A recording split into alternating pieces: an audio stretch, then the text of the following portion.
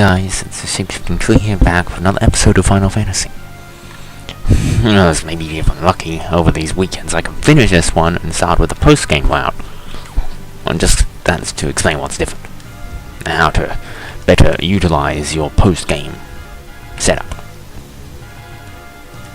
By the way, note in the post-game one, dungeons like this will not be too different.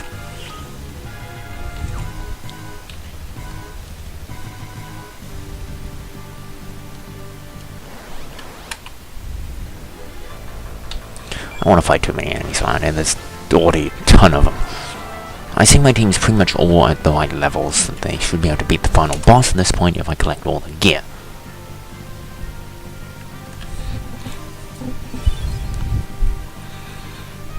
Note, I won't be getting any of the ultimate weapons for Edge, because Edge doesn't really use weapons. Where am I supposed to go?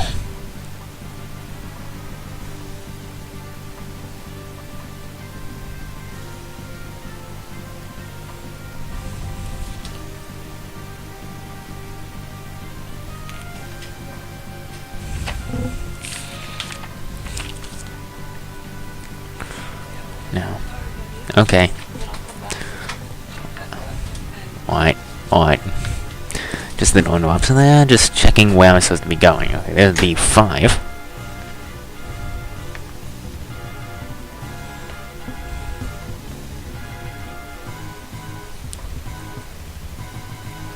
Okay. Yeah, they do make you do a little bit of stuff in order to get around this location. This dungeon is a huge one, and I honestly don't want to fight too many enemies in this place. Because it already takes flippin' forever to go and do anything.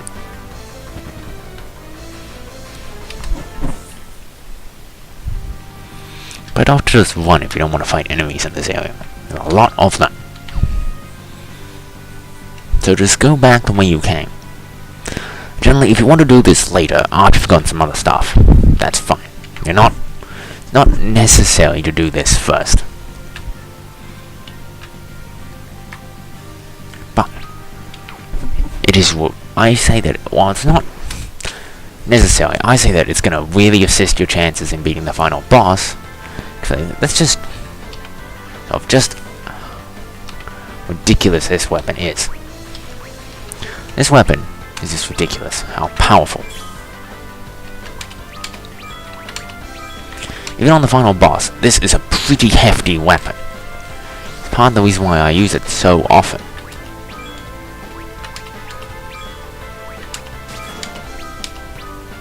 I believe I'm cursed, which I think lowers attack, and I'm still doing a ton of damage.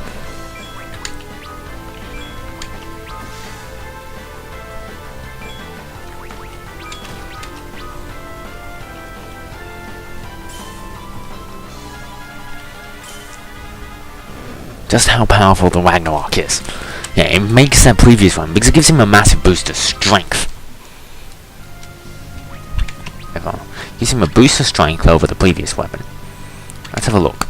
Just look at the difference. He's got 5 extra strength, an extra attack, 11 more accuracy, which is a big problem. 15 more stamina, and 15 more spirit, on top of all of his already almighty power that he already was.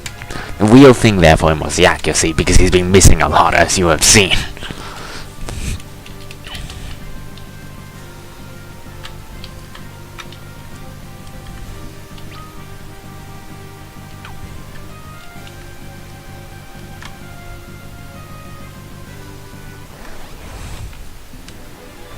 Yeah, not fighting you guys.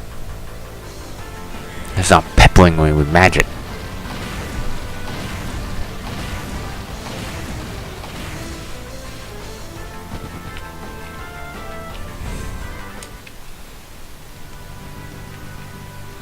There's a Minerva bust, I believe, which I think is something for Lydia. I don't know, I think it's kind of just her final weapon. Really, final piece of armor, I guess. It's guarded by, well, the generic set of swords and magic. Attack you. Really, providing you're focusing on her, this battle will go smoothly. Those guys will attack you anyway. As long as you get rid of... yeah, She takes way more damage than she deserves to be able to take, really. Think about it, she just takes way too much damage for what she really should be able to take. Damn it, Cecil, you've got so much accuracy, you shouldn't be missing with attacks.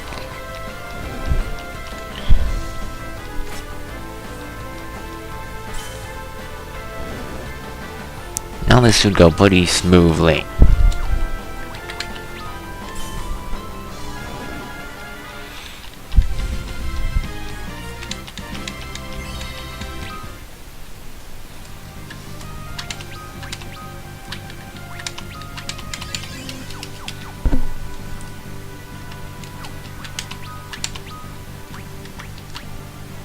It's not for Cecil, it's for video.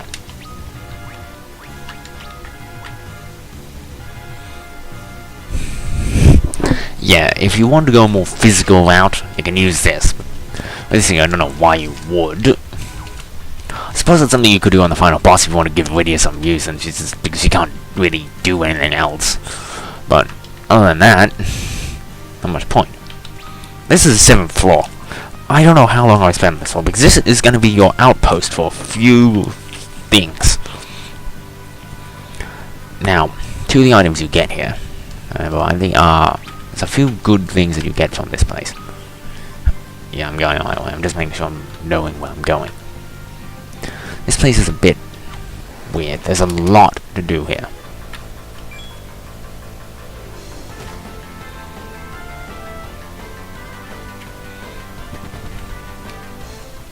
What I want to do first is find the point with the save room. This one. Yeah, this is the first point you want to access here as well. It's a save room. This is the last save room. It's the furthest down save room you have. You have to get through the rest of the dungeon without it. There's a few bosses, Lunasaur, and the Plague Hole. Now, I don't like Lunasaur, and basically Lunasaur drops ribbons. You know what's wrong with it though? It basically does...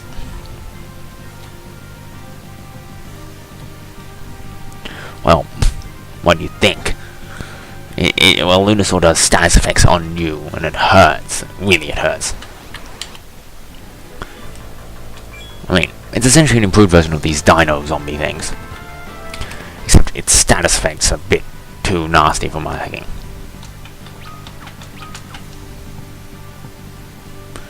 Now, this is really the only... I'm not going to bother getting the ribbons. If you want to get the ribbons, that is fine.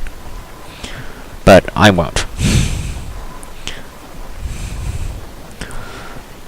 But I will take this lance, because Kane needs this lance. Now, this fight is all about making sure you don't get doomed to death. This thing basically does doom. Kane jumps. You want Kane to jump so that his countdown doesn't pass while he jumps. Also, this boss will actually cast haste on you in order to speed up the countdown. Of course, at the same time, that is actually a benefit because it means you can kill him faster. It's both a benefit and a detriment depending how you play.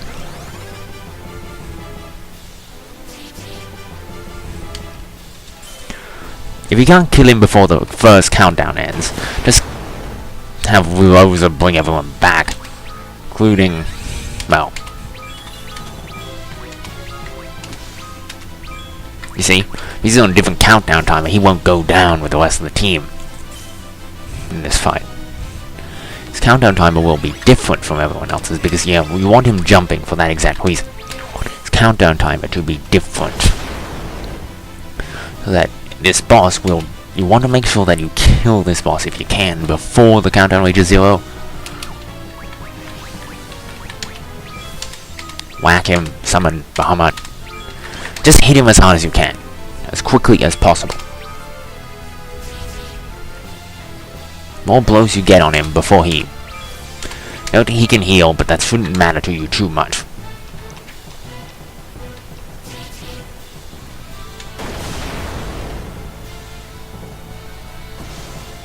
Kane, stop missing.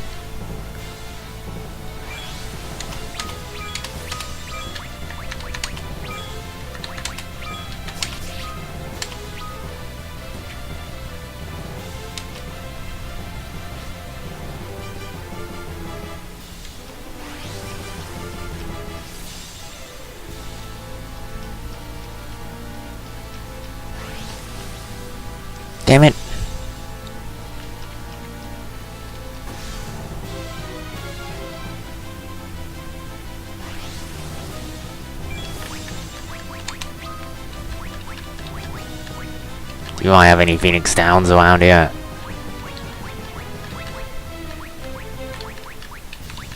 Yes. Bring back Rosa now. Then you can keep jumping. In the meantime, Rosa can just sort of... Don't worry about healing. There's one reason why you don't need to worry about healing, because essentially, this boss will just kind of... doesn't actually hurt you.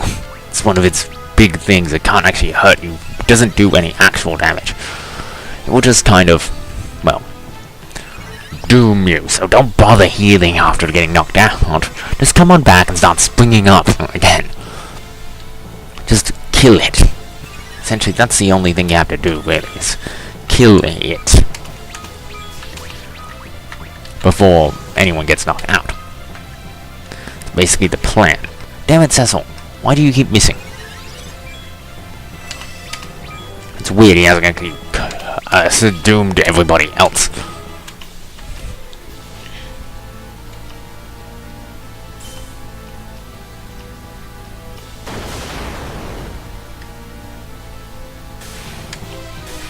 It's not too hard an opponent to beat. Now, if you want to beat Lunasaur or Pongo, we can do those, but I won't. Because I'm not using that weapon, and honestly, the weapons are not that useful in the final boss fight that you need to actually get them, I don't think. Because I honestly can't beat, you know.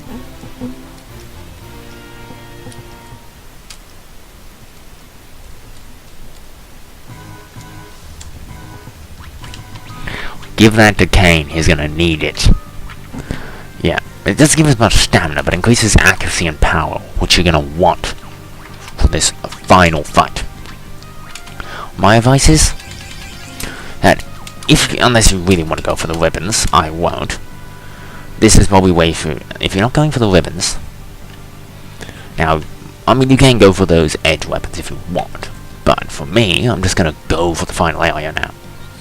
Consider this, I'm gonna be heading down there. I'm just gonna use a cottage here, and I'm gonna rush.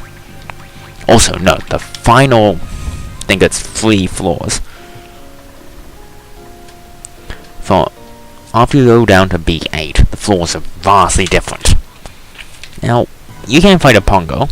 Also, if you completed every other map at this point, you get the Treasure Hunter, which makes treasures like the Rainbow Pudding and 0.5s easy to get.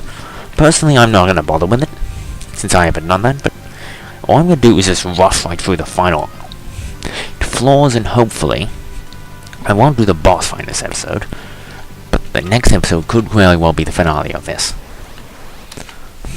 Judging by how things went here.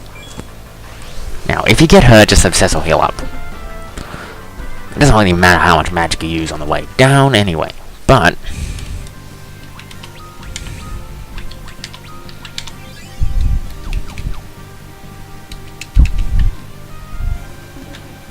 keep going, just keep on going.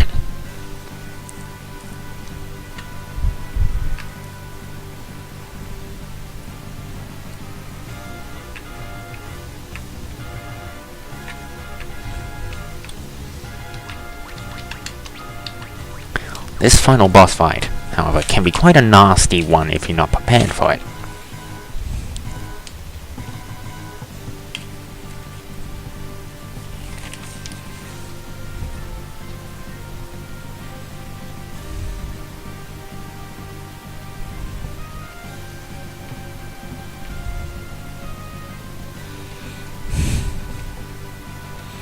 Now, technically I won't need level lust, and I'll keep it on anyway, because there's not really much point removing it, since I don't have anything better to put there. I mean, yeah, I have white magic, but Cecil is not going to be using white magic in this final fight anyway. Note, if you have HP plus 50 on Cecil, but have level lust on, then you swap that out, yes. Although, honestly, by the time I get here in the second run, I will be doing that way beforehand, because by this point, Cecil should have enough levels, you don't need to level him up anymore. Yeah, the level here is vastly different. So I'm gonna go over back to the maps here, just so I can see when. Okay, so this is the first one. The first...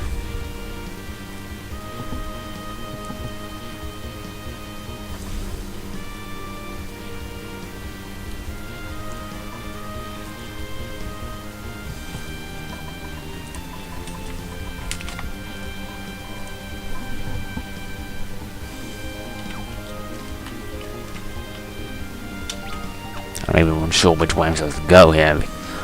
Seem to find the map for this floor. This is B8.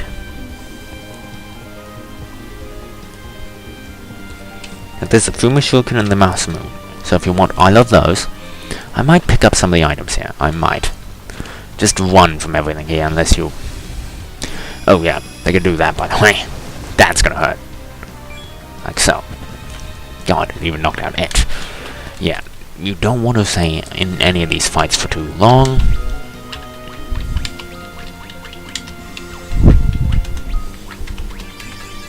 If everyone stays healed. I mean, don't use up all your magic, but make sure that everybody survives.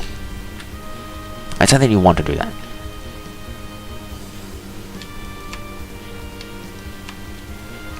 This is a Fuma Shuriken. Oh yeah, behemoths just start popping up as normal. Be warned.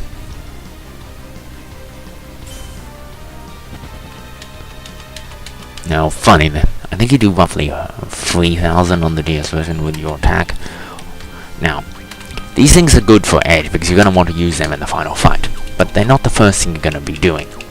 Note, Rosa Lydia is probably going to be doing nothing this fight. Probably the most thing she's going to do is be replenishing ethers to Kane. Because expect to get knocked out by this boss. These guys are 150,000 health. Don't expect him to let up on you. Don't be afraid if things get nasty. Also, losing money here is not that important since you shouldn't have to buy anything after this point. I probably should have bought some other stuff before I came here, so this is more ethers. But this is not, you know, it's funny. Usually when I fought this boss, I end up being at, having nothing left except, well, now there's an elixir and a gold hourglass. I'm probably not going to pick those up because they're just too out of the road. But note on this floor, this is the 9th floor, I believe, yeah, that's an elixir. There's also gold hourglass. The elixir is probably the best item in this place. If he uses that, that's better because he's not going to attack you. You want him to do that if you can and not laser blast. It will mean that it's just up to chance. This makes your magic conservation a little easier until you get to the final area. More if you don't want to be using too much magic down here in case you don't really want to fight any of these enemies. It's just going to take you way too long. Just keep running. Particularly, you want to make a deadline for the boss. You don't want to need to fight any of these enemies. They don't. I mean, they will provide some. If you want to grind, yes, but otherwise, this is gold hourglass. Not that important. Most enemies don't get affected by it. It's one of those. It's one of those statuses that you just think it's either overpowered or doesn't work. Statuses, much like death. Although even death is, no, not as bad as death, but still annoying. Still annoying. In the circumstances which you're going to use something like that, are few and far between. Find the reason why I say that is, okay, if you're going to use insta-death on an enemy, by the way, and it's not a boss, because bosses aren't affected by insta-death, that's important to note. Then you obviously, if you need to use insta-death on a normal enemy and you can't just kill them, then officially you're not strong enough to beat the game for the most part. Obviously there may be some exceptions to this rule. Some games have made use of it. I've seen there's a trick where you can do a lot of grinding in 13 if you do that right. Never used the trick, but I have seen it. However, if you're not, other than that, there's not much, you know, instant death spells are annoying. They rarely ever work when you need them to. Worse off, they work on you a lot of the time. So in other words, it's just a weapon the game created for the enemy to annoy you with. I'm never a fan of instant death. Maybe some games have found good uses for instant death abilities, but really? What?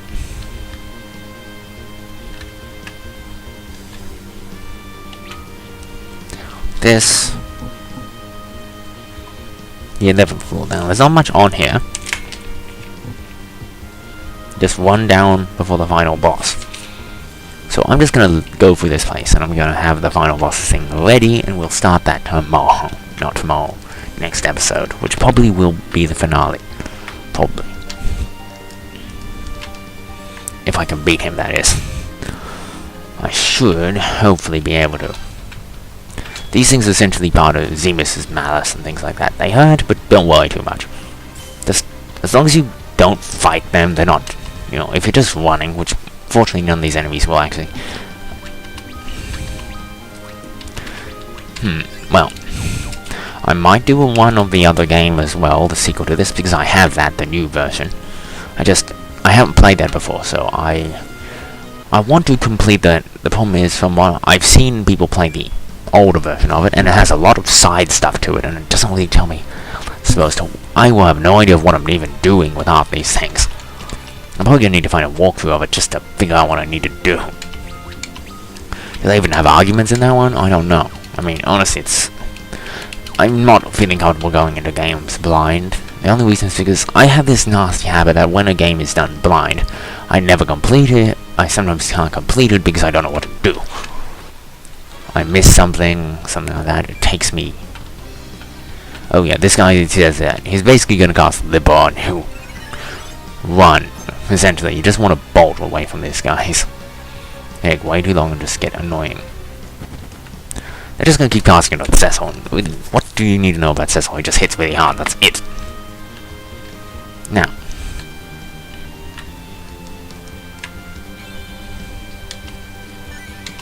I'm going to end this episode here, and next episode will be the boss. This is a Shape-Shifting Tweak signing out. I hope you enjoyed.